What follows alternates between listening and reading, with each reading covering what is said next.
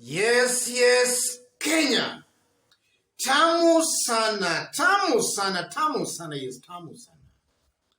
Raila's Azimio na Umoja at Kasarani, Nairobi is really generating a lot of political heat and debate. And Tanga seems to be feeling the heat. Yes, Tanga seems to be feeling the heat. Some few hours ago, Tanga perceived spokesman Denis Itumbi, taking to his social media accounts, had a very interesting post. A post I want us to have a look. Even though largely it's more of a propaganda, we can read some truth, or rather pick some truth from the propaganda. So I want us to have a look at the post, after which, as usual, we are going to at least pick the truth from it to see exactly what that truth really means. So this is what Denis Itumbi had to say. Denis Itumbi. The Hustler Nation Intelligence Bureau, HNIB agents are reporting, 1. Oka leaders will skip Raila Odinga's ODM feat at Kasarani tomorrow. 2. ANC leader Mudavadi will give the event a wide berth, and HNIB agents managed to ask him if he's going, and he responded with a firm nimekata. And if you go through the posts, Denis Itumbi is alleging that they also talked to Kalonzo, who also just confirmed that he will not attend that event. So let me say this before even we get into our analysis. Denis Itumbi saying that he talked to Kalonzo, to Mudavadi, that might be true. But to insinuate that they talked to Kalonzo, that might not actually be true. And Kalonzo's reason, maybe if he attends the event or not, Kalonzo's reason of not attending that event is very different from Musalia's reason of not also attending that event. Because initially, when the event was being organized, it was widely expected that President Uhuru Muigai Kenyatta was to attend that meeting. In fact, the meeting was initially slated for today, 9th December. But because Uhuru Kenyatta was attending an event in Tanzania today, the event was later moved from 9th to 10th. So in order to give Uhuru time maybe to attend that meeting. But nonetheless, Uhuru Kenyatta might still not attend that meeting. That does not also mean that Uhuru Kenyatta has got some issues with Raila Odinga. So this Oka leaders not attending Raila's event tomorrow does not in any way mean that maybe they have some serious differences with Raila Odinga. But Kalonzo's reason of not attending is very different from Mudavadi, and is also very different from President Uhuru Kenyatta's reason of not attending, which I'm going to explain in details in this YouTube channel, rather in this video right now. So if in case you've just bumped here for the very first time, kindly subscribe, give this video a like. Give it a like, please. Give it a like. Thank you. God bless you. God bless Kenya. Denis Itumbi, in the eyes of a majority of Kenyans, he's being seen as a propagandist who is just peddling lies. And he's peddling lies maybe to score some political goals or to advance William Ruto's political agenda or narrative.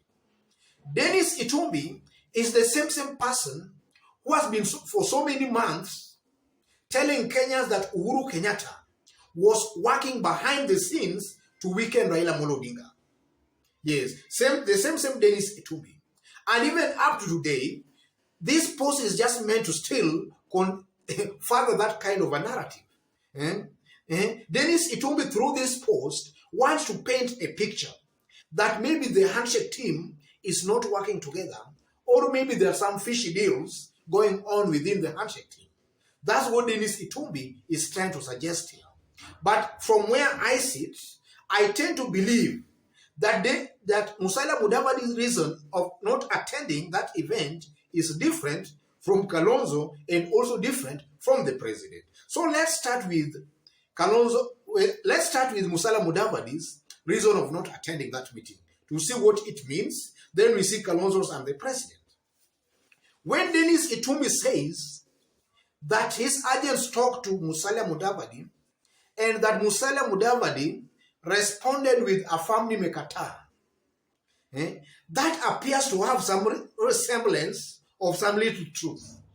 And I'm saying that because it's a given fact, and it has been widely speculated and rumored that Musalia Mudavadi and William Ruto might be meeting secretly for some kind of political deals. And Didmas Baraza, some few days ago, also confirmed that two Oka principals have been secretly meeting William Ruto at night. So Denis Itumbi here, saying that they talked to Musalia Mudavadi, it might have some resemblance of some little truth. And that also just confirms what Kenyans have actually been speculated, what Kenyans have been speculating, that Musalia Mudavadi and William Ruto might be meeting secretly for some kind of political deals. That just confirms that. And now Musalia Mudavadi failing to attend Raila's event tomorrow is an indication that he plans not to work with Raila Odinga, or is rebelling or protesting against Raila Odinga. So his not attending that event has got a serious, or rather sends a very clear signal that Musalia Mudavadi, as things stand today, you know, one day in Kenyan politics is like the biblical 1,000 years. But as things stand today, or rather now, Musalia is not very keen on working with Raila Odinga.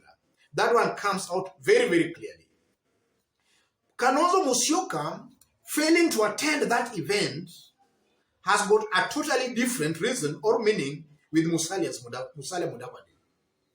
From behind the scene, from reliable sources, it's a given fact, ladies and gentlemen, that Kalonzo's men and Raila's men, they are currently negotiating for some kind of a political power pact. Yes. So Kalonzo failing to attend that meeting does not in any way mean Kalonzo is not planning on working with Raila Odinga, or that Kalonzo really hates Raila Odinga, but maybe Kalonzo is just trying to tell Kenyans that maybe they have not reached a consensus. From the deals, or rather the negotiations they are engaging in, they have not reached into a consensus. That's one thing that maybe comes out clearly. And maybe Kalonzo just wants to tell Kenyans that he's also not a Raila spanner boy, as maybe Tanga may be trying to insinuate. He's an independent man. He's his own man.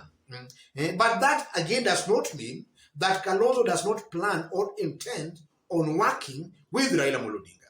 But for Musalia Mudavadi, as things stand, maybe Musalia is trying to send a picture that is not planning or willing to work with Raila Odinga as things stand today. Tomorrow only God knows, because one day is like the biblical 1,000 years. For the president, we did that analysis about 2 days ago.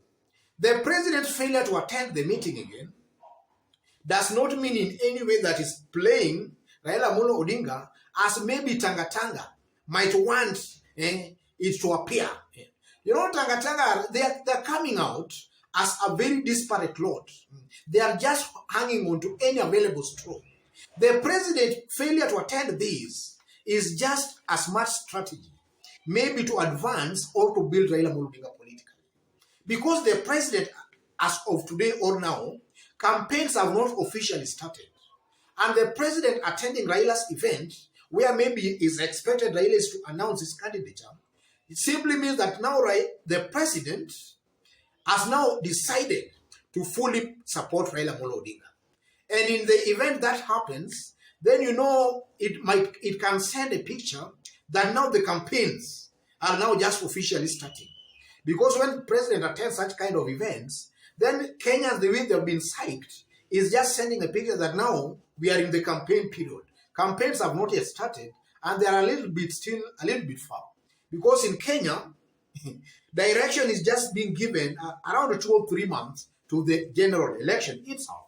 And also the president's failure to attend this is also one way of the president just telling Oka leaders that maybe they can still work and iron out some remaining issues amicably. The president is also just trying to be understanding, polite, even to Oka, principles that actually is not endorsing Raila Amolo Odinga before maybe they finish their behind the scenes negotiation. That's what I can read from all these ladies and gentlemen. So this post by Denis Itumbi is largely propaganda.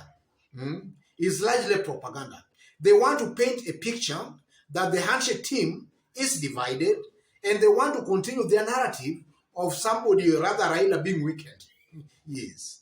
Otherwise, ladies and gentlemen, just as I did indicate when you were starting, if you've just bumped on this YouTube channel for the very, very first time, kindly subscribe, give this video a like. Give it a like, please. If you are watching us for the very, very first time, and you are watching us outside Kenya, kindly drop a comment, let us know from which part of the globe you are watching us from. And if possible, also subscribe and give this video a like.